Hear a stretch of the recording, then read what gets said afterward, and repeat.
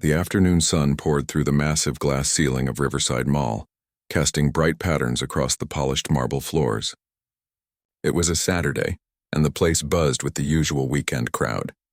Families dragged shopping bags from store to store, couples sat at the coffee shop sipping lattes, and teenagers clustered around the latest phone displays, laughing and taking selfies.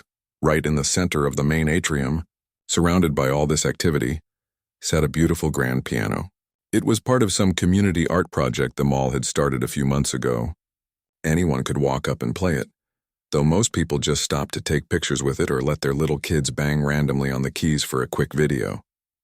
The piano gleamed under the lights, its black surface so shiny you could almost see your reflection in it. A small brass plaque on the side read, "Play Me, I'm Yours," in fancy letters. Most days it sat quiet. Occasionally, someone who actually knew how to play would sit down and tap out a simple tune, drawing a small crowd before moving on with their day. On this particular afternoon, a young girl stood about 20 feet away from the piano, just staring at it. She looked to be about 12 or 13, with dark hair pulled back in a simple ponytail. Her clothes were clean but clearly worn, the kind of hand-me-downs that had seen better days. Her sneakers had tape holding one of the soles together. She carried a small backpack that looked like it had been through several school years. Her name was Lily, and she had been standing there for almost 10 minutes, just watching the piano. Her eyes held this look of pure longing, the way someone might look at something they'd dreamed about but never thought they'd see in person. Her fingers twitched slightly at her sides, as if they were already imagining the feel of those keys. Lily's mother worked as a cleaner at one of the department stores on the 3rd floor. Every Saturday, Lily would come with her and do her homework in the food court, while her mom finished the weekend shift.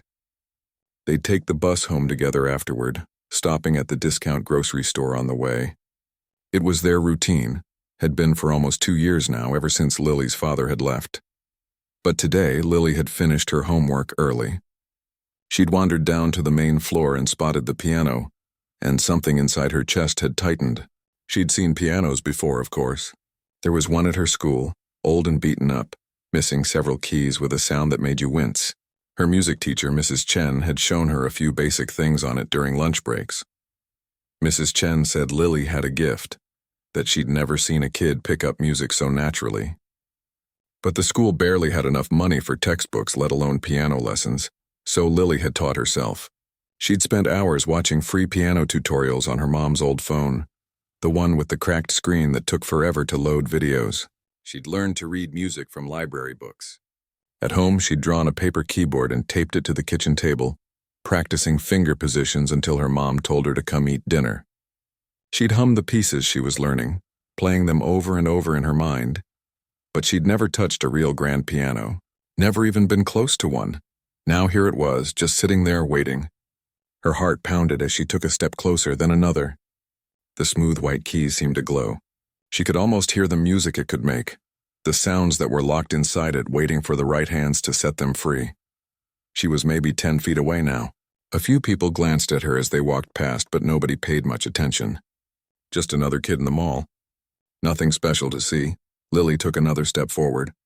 Her hands were actually shaking. This was silly, she told herself. It was a public piano. The sign literally said to play it. Anyone could walk up and touch it. There was no reason to be nervous, but she was nervous. Terribly nervous. What if she forgot everything she'd learned? What if her fingers didn't work the way they did in her imagination? What if the sound that came out was awful? She was close enough now to touch it. She reached out slowly, her fingertips barely brushing the smooth edge of the piano. It was cool and solid under her hand. Real. Actual wood and strings and hammers. Not a drawing on paper or a video on a screen. That's when she heard the laughter. Oh my God. Look at her, a voice said, loud enough for everyone nearby to hear. It was a girl's voice, dripping with amusement. Lily's hand froze. She turned slightly and saw a group of 4 teenagers standing near the railing of the 2nd floor, looking down at her. They were probably 15 or 16, all dressed in expensive clothes with designer bags and the newest phones in their hands. One of the girls, a blonde with perfect makeup, was pointing right at Lily. Is she seriously about to play? Another one said, this time a boy with gelled hair. Does she even know what a piano is? They all laughed. It wasn't quiet, polite laughter. It was the mean kind. The kind that's supposed to make you feel small. The kind that cuts. Lily's face went hot. She could feel dozens of eyes turning toward her now. Other shoppers had heard the commotion and were looking to see what was funny. An older woman with a pearl necklace glanced at Lily and then at the piano, her lips pressing together in a thin line of disapproval. "Probably going to bang on it like a toddler," the blonde girl said, louder now, playing to her audience. Her friends laughed even harder. Lily's heart was racing, but now for a completely different reason. Her hands dropped to her sides. She felt frozen, unable to move forward or back. The piano that had looked so inviting seconds ago now felt like a spotlight, exposing her to everyone's judgment. More people were gathering now, curious about what was happening. A couple of them had their phones out. Lily recognized that look, that casual cruelty of people ready to film something embarrassing to share with their friends later. Her stomach twisted. From the corner of her eye, she saw a security guard start walking in her direction, speaking into his radio. Great. Now they probably thought she was causing trouble or something. This whole thing had been a mistake. She should have just stayed in the food court with her books like always. She wanted to run. Every instinct told her to turn around and disappear into the crowd before this got any worse. Her mother had enough to worry about without Lily causing a scene at the mall where she worked, but then something stirred inside her. Maybe it was stubbornness. Maybe it was the memory of all those hours practicing on a paper keyboard, dreaming of a moment like this. Maybe it was just that she'd come too far to turn back now. Lily looked at the piano again, really looked at it. The keys seemed to be waiting, patient and quiet. In her mind, she could hear the piece she'd been learning, the one she'd listened to 100 times, the one she'd practiced until she could play it in her sleep on that broken school piano. She took a deep breath, closed her eyes for just a moment, and made her decision. Her hands rose and settled gently onto the keys. The moment Lily's fingers touched the keys, everything seemed to shift. The white keys felt smooth and cool beneath her fingertips, exactly how she'd imagined they would. But she didn't press down yet. She just held her hands there, feeling the weight of 100 eyes on her back. The laughter got louder. "Oh, this is going to be good," the blonde girl from upstairs called out. "Someone record this." More phones came out. Lily could see the little red recording lights in her peripheral vision. Tiny dots of judgment pointed right at her. Her throat felt tight. The security guard was getting closer now, weaving through the small crowd that had formed. He had that look on his face, the one adults get when they think a kid is about to do something they shouldn't. Someone in the crowd muttered something about respect, and how kids these days don't understand the value of expensive things. Another person sighed loudly, the kind of sigh that says they're annoyed their shopping trip is being interrupted by drama. The teenagers upstairs were really enjoying themselves now. The boy with the gelled hair had his phone out, already angling for the best shot. "This is definitely going on my story," he announced to his friends. "Look at her, she's frozen. She doesn't even know where to start." One of the other girls in their group, a brunette with designer sunglasses perched on her head, laughed so hard she had to grab the railing. Wait, I need to get this too. My followers are going to die." The blonde leaned over the railing, her voice carrying across the entire atrium. "Hey, if you're just going to stand there, some of us actually have places to be." Her friends erupted in laughter again, high-fiving each other like they'd just delivered the world's best comeback. Lily's cheeks burned. She could feel the heat spreading down her neck. Her hands started to tremble on the keys, and she hated that everyone could probably see it. This was humiliating. This was exactly the kind of moment that would replay in her head at night when she couldn't sleep, making her cringe all over again. The security guard was about 15 feet away now. "Miss," he called out, his voice firm but not unkind. "Miss, I'm going to need you to step away from the piano." That made the teenagers laugh even harder. "She's getting kicked out before she even played a note." One of them howled. The older woman with the pearl necklace shook her head and turned to her friend. "These children have no shame anymore," she said, loud enough for Lily to hear. "In my day, you'd never see something like this. No respect for public property." A man in a business suit checked his watch impatiently, clearly wanting to walk past but blocked by the growing crowd. He looked annoyed, like Lily was personally responsible for delaying his entire day. More people had stopped now. It was becoming a real scene. Some looked curious, others looked judging, a few looked sorry for her, but nobody spoke up to defend her. Nobody told the teenagers to stop being cruel. They just watched, waited, recorded. The security guard was right behind her now. Lily could sense his presence, could imagine his hand reaching out to tap her shoulder and escort her away. In a few seconds, this would all be over. She'd slink away in shame. The video would probably go viral with some mean caption.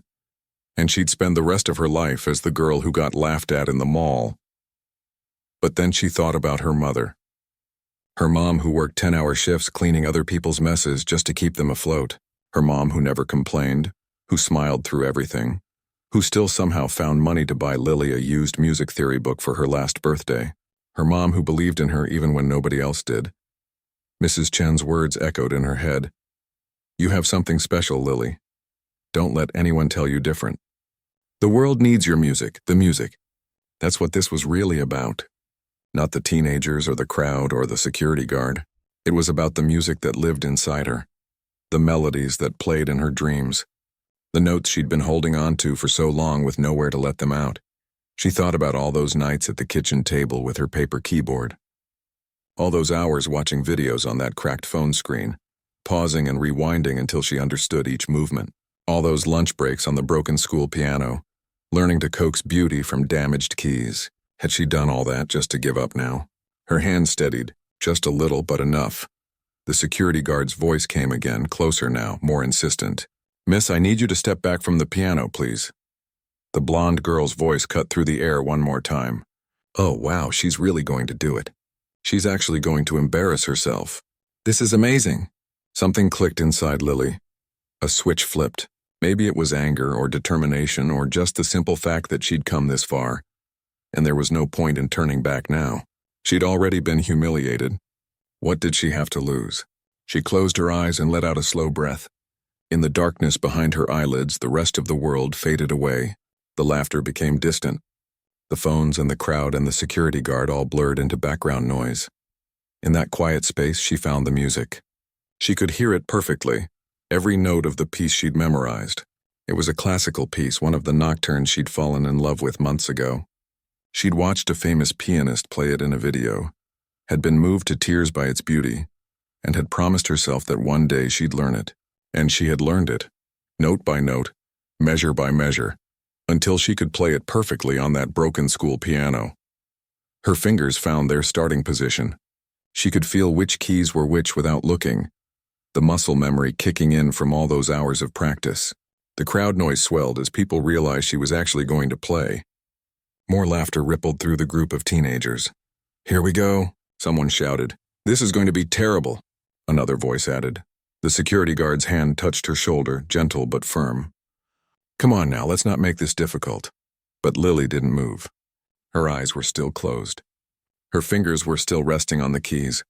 And in her mind, the music was already playing, just waiting for her to release it into the world.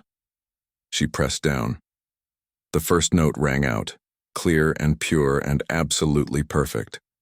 It echoed through the atrium like a bell, cutting through every conversation, every laugh, every whisper.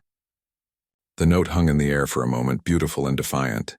Then came the second note, and the third, and suddenly the laughter stopped. The melody that flowed from the piano wasn't what anyone expected. It wasn't the clumsy banging of an amateur. It wasn't off-key or hesitant or childish.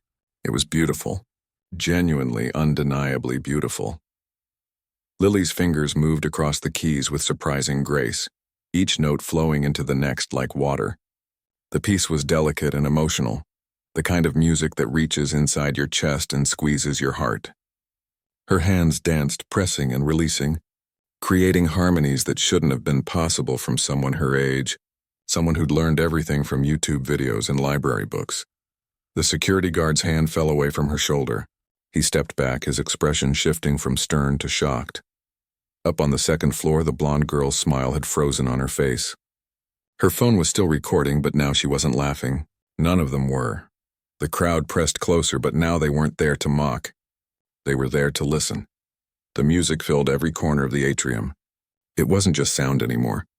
It was something you could feel, like the air itself had changed. The notes cascaded from the piano in waves, each one perfectly placed, each one carrying emotion that words could never capture.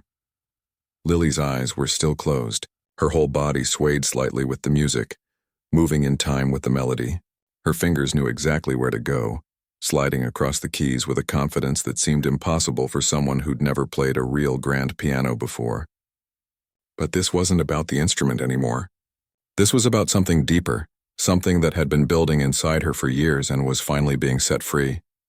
The piece she was playing was technically difficult, the kind of thing that usually took years of professional training to master. There were runs and trills, moments where both hands had to work in perfect coordination, jumping across octaves while maintaining the delicate emotion of the melody. Yet somehow Lily made it look effortless. The businessman who'd been checking his watch stopped mid-glance. His hand fell to his side and he just stared, his irritation melting into something like wonder. The older woman with the pearls who'd been so ready to judge moments before brought her hand to her mouth. Her eyes were getting shiny. Up on the second floor, the 4 teenagers stood frozen. The blonde girl's phone was still pointed at Lily, still recording, but her expression had completely changed. The smirk was gone. Her mouth hung slightly open. Next to her, the boy with the gelled hair had lowered his phone entirely, forgetting he was supposed to be filming something funny. The brunette with the designer sunglasses had actually taken them off as if she needed to see this more clearly.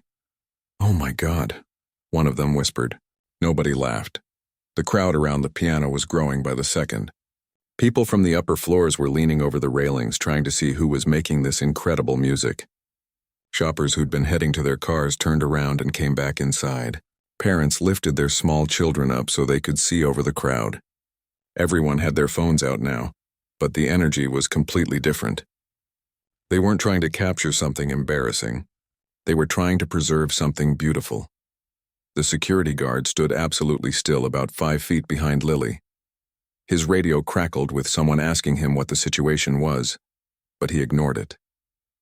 He just listened, his head tilted slightly, like he couldn't quite believe what he was hearing. A teenage girl near the front of the crowd had tears running down her face. She didn't even try to wipe them away. An elderly man in a veteran's cap stood with his hand over his heart, his eyes closed, lost in the music. A young mother held her baby close, rocking gently to the rhythm, and the baby, who'd been fussing before, had gone completely quiet, as if even at that age she understood this was something special. More people kept coming. The crowd was easily 40 or 50 people now, forming a wide circle around the piano. Nobody spoke. Nobody's phone rang. It was as if the entire mall had fallen under a spell. And the only thing that existed was this music and this girl. Lily's performance hit a softer section, the melody becoming more intimate, almost like a whisper. Her fingers touched the keys so gently now, coaxing out notes that seemed to float rather than sound. This was the heart of the piece, the part that required not just technical skill but real emotional understanding. You had to feel it to play it right, and Lily felt it. You could see it in the way her shoulders relaxed, in the slight crease between her eyebrows, in the way her breath matched the rhythm of the music. She wasn't just playing notes on a page. She was telling a story, one about longing and hope and the kind of beauty that exists even in difficult times. Every person listening felt it in their own way, connected to their own memories, their own dreams. On the 3rd floor, a man in his 50s had been rushing to a meeting. He'd actually had his phone to his ear, was in the middle of explaining to someone why he was running late.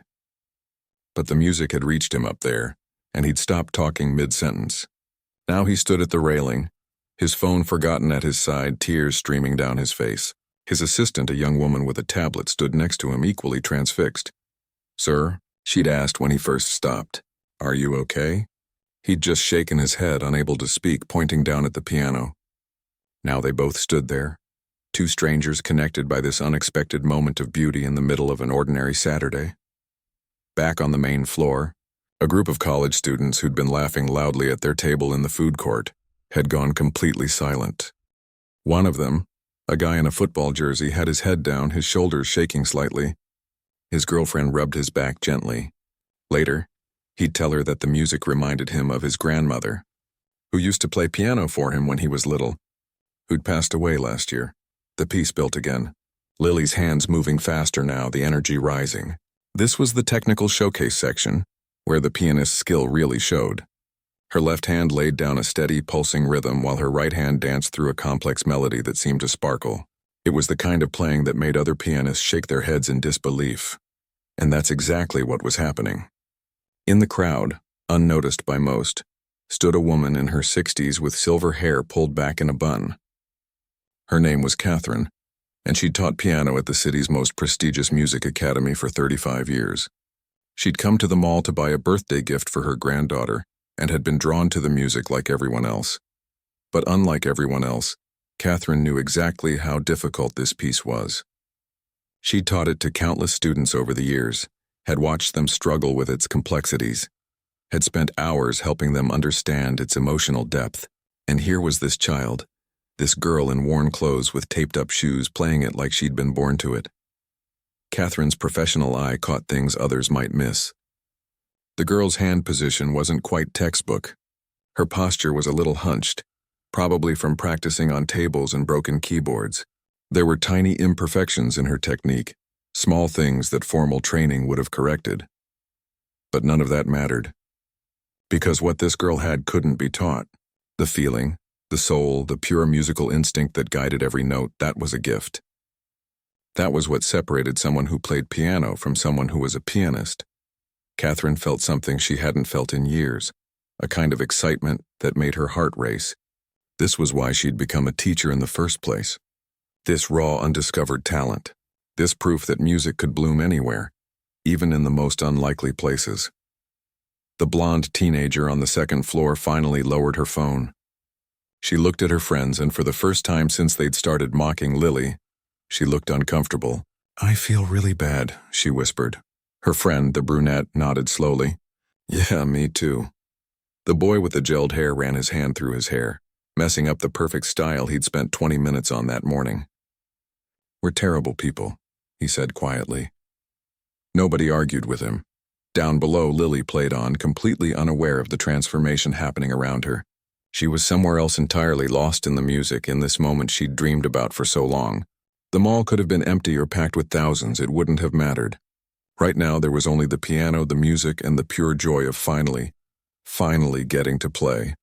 The music was reaching its peak now. Lily's fingers flew across the keys with increasing intensity, building toward the emotional climax of the piece. Her entire body moved with the rhythm, her back straightening as the music demanded more power, more passion. Sweat beaded on her forehead despite the mall's air conditioning. Her breathing had quickened, matching the urgency of the notes. The crowd had swelled to over 100 people now. The entire main floor of the mall had essentially stopped functioning. Store employees had abandoned their registers to see what was happening. The pretzel stand guy stood with his serving tongs still in hand, completely forgetting about the customers in his line. Even the mall manager had emerged from his office on the second floor, his initial annoyance at the disruption fading the moment he heard the music. Every eye was locked on this young girl, this unlikely musician who had transformed an ordinary Saturday afternoon into something extraordinary. Phones were everywhere, capturing the moment from every angle, but the recordings would never quite capture what it felt like to be there. To feel the music reverberating through your chest, to be part of this shared experience with complete strangers. The piece demanded everything from her now. There was a section where her hands crossed over each other in rapid succession, where the melody jumped between high and low registers so fast it seemed impossible for one person to play. Lily's face was a mask of concentration, her bottom lip caught between her teeth. But she didn't miss a single note. Her hands knew the way, had practiced this transition 1,000 times on paper and broken keys, and now they executed it flawlessly on this beautiful instrument. An older gentleman in the crowd, a retired music critic who'd reviewed concerts at Carnegie Hall, found himself gripping his wife's hand tightly. "Helen," he whispered, his voice cracking. "I've heard this piece performed by some of the greatest pianists in the world. Concert halls, symphony orchestras, recording studios, but I've never heard it played with this much heart." His wife, tears streaming down her face, could only nod.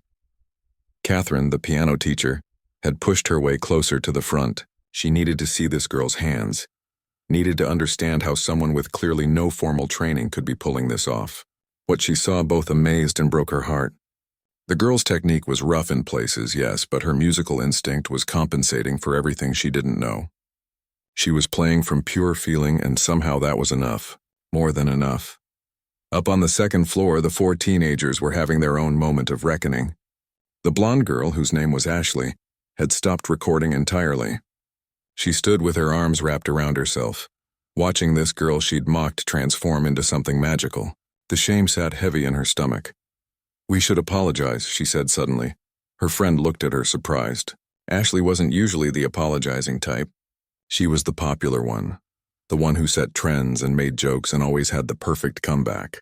But right now she just looked young and uncertain and very, very sorry. "After," the brunette agreed quietly. "After she finishes. We owe her that much." On the far side of the crowd, a woman in a cleaning uniform pushed through the people, her heart in her throat. She'd heard the commotion from the third floor, had heard someone say there was a girl playing piano in the main atrium.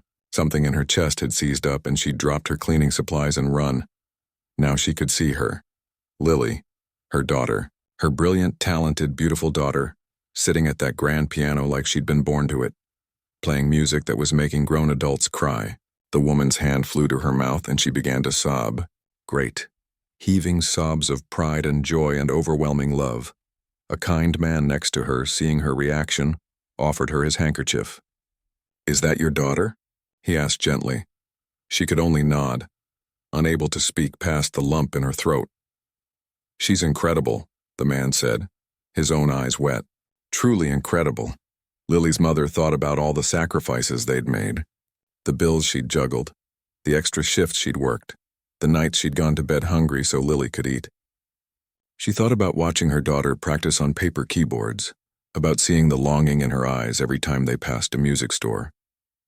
She'd felt so guilty, so inadequate, that she couldn't afford proper lessons, a real instrument, the opportunities other kids had. But look at her now. Look at what she'd done with so little. Look at how she'd taken scraps and turned them into something beautiful. The piece was reaching its final section now. The music softened again, becoming tender and bittersweet. This was the resolution, where all the emotion and energy of the previous sections came together in a gentle, haunting conclusion. Lily's hands slowed, her touch on the keys becoming feather-light. Each note was deliberate, precious, like she was letting go of something she didn't want to end. The crowd seemed to collectively hold its breath. Nobody wanted this to be over. Nobody wanted to return to the regular world of shopping and errands and ordinary Saturdays. For these few minutes, they'd been transported somewhere else, reminded of something they'd forgotten in the rush of daily life. A little boy, maybe 5 years old, tugged on his father's sleeve. "Daddy," he whispered, "is she an angel?" His father, who'd been filming the whole thing with tears running into his beard, laughed softly and wiped his eyes. "No, buddy. She's even better. She's real." Catherine was already making plans in her head. She would talk to the girl after, get her contact information, offer her a full scholarship to the academy. She'd call the board members tonight, make them understand that this was important. This was exactly what their program was supposed to be for, finding and nurturing real talent regardless of circumstance. She'd make sure this girl got every opportunity, every teacher, every resource the academy had to offer. The security guard, who'd been about to remove Lily from the piano just minutes ago, felt foolish and awed in equal measure. He'd been doing this job for 8 years, had dealt with thousands of situations, prided himself on reading people correctly, and he'd been so ready to see this girl as a problem instead of a gift. He made a mental note to be more careful with his assumptions in the future. The final notes approached. Lily's hands moved slowly across the keys now, drawing out each tone, making them last.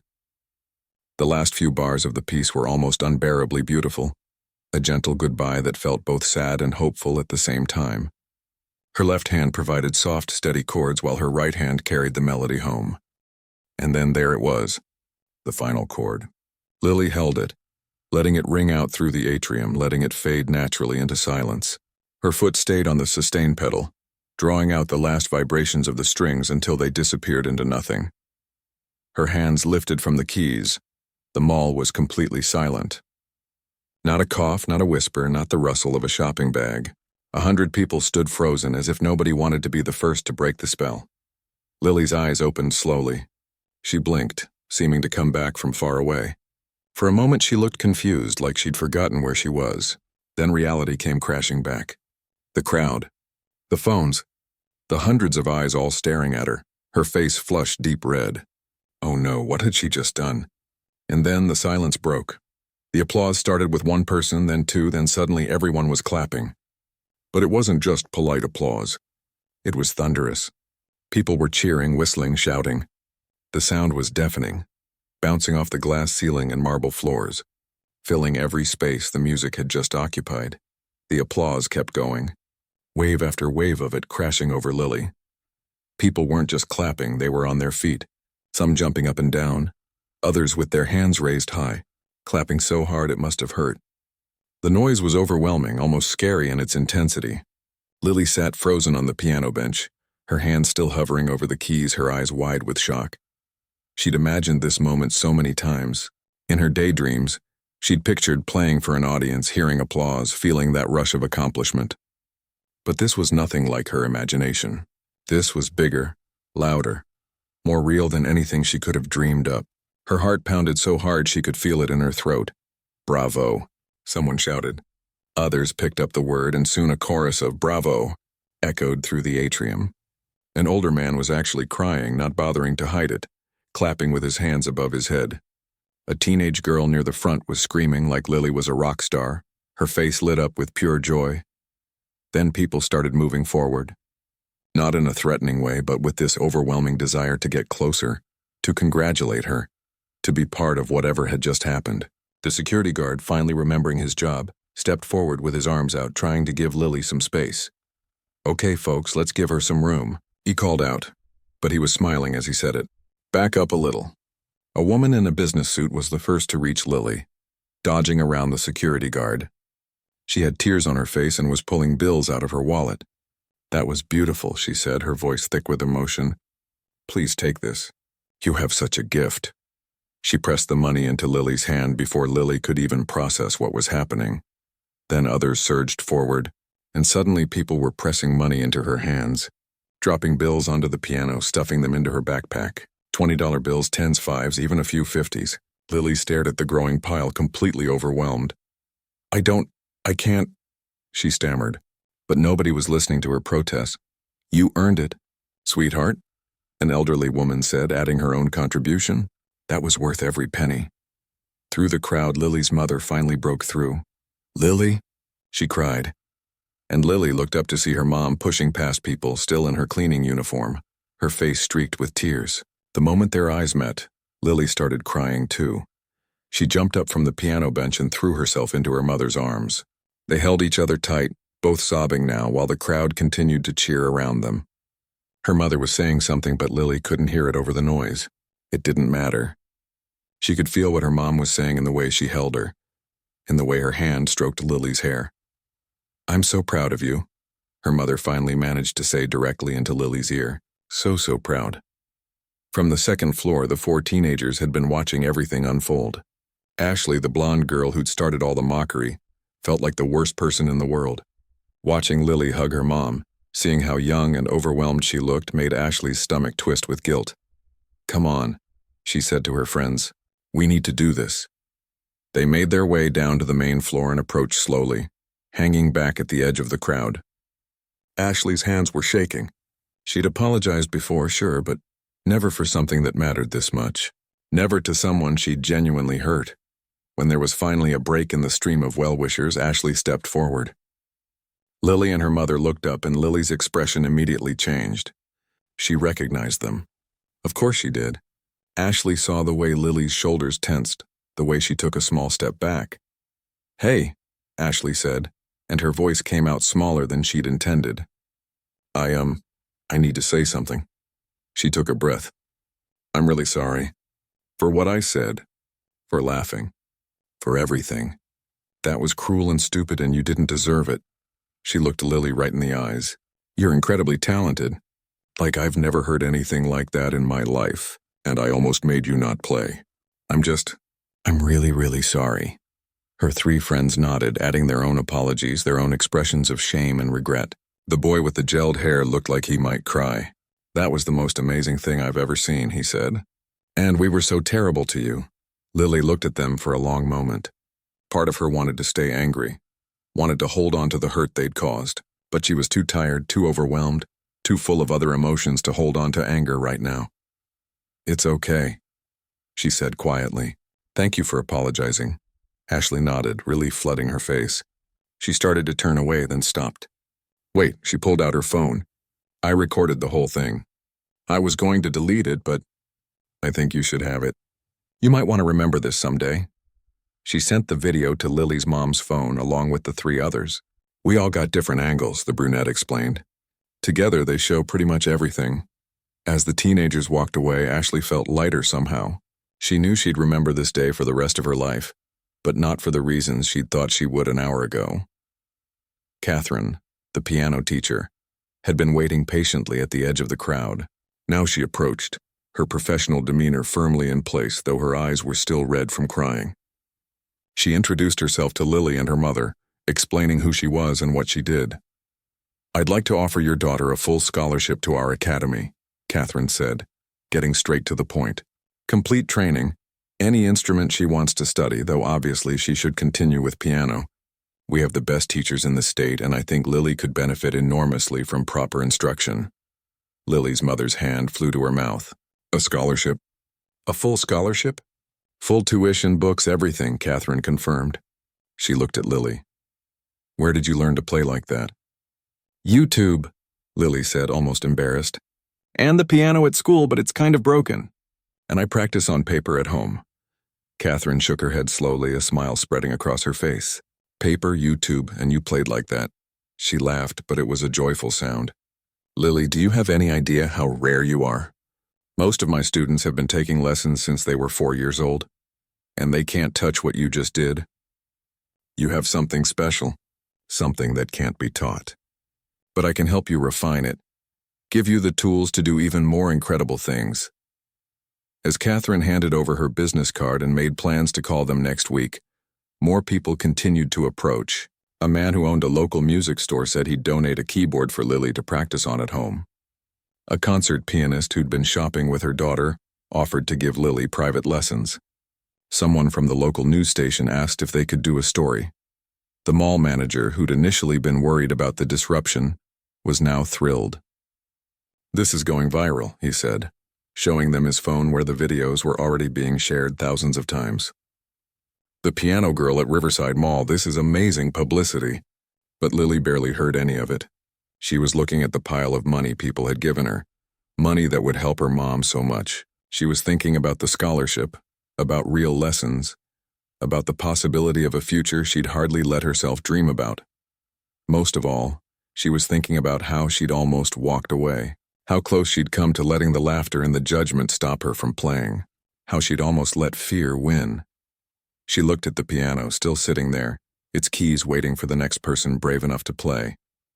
And she smiled. 3 months later, Lily gave her first official recital at the academy. The concert hall was packed. In the front row sat her mother, tears already streaming down her face.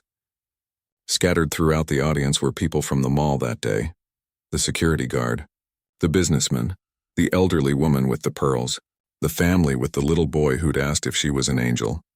And in the back row, trying not to draw attention to themselves, sat 4 teenagers who'd learned an important lesson about judging people too quickly. They clapped the loudest when Lily took her bow. The girl who'd been laughed at for touching a piano had become the girl who reminded everyone that talent can come from anywhere, that dreams are worth chasing, and that sometimes the most extraordinary moments happen in the most ordinary places. All you have to do is be brave enough to take that first step, to place your hands on the keys and play.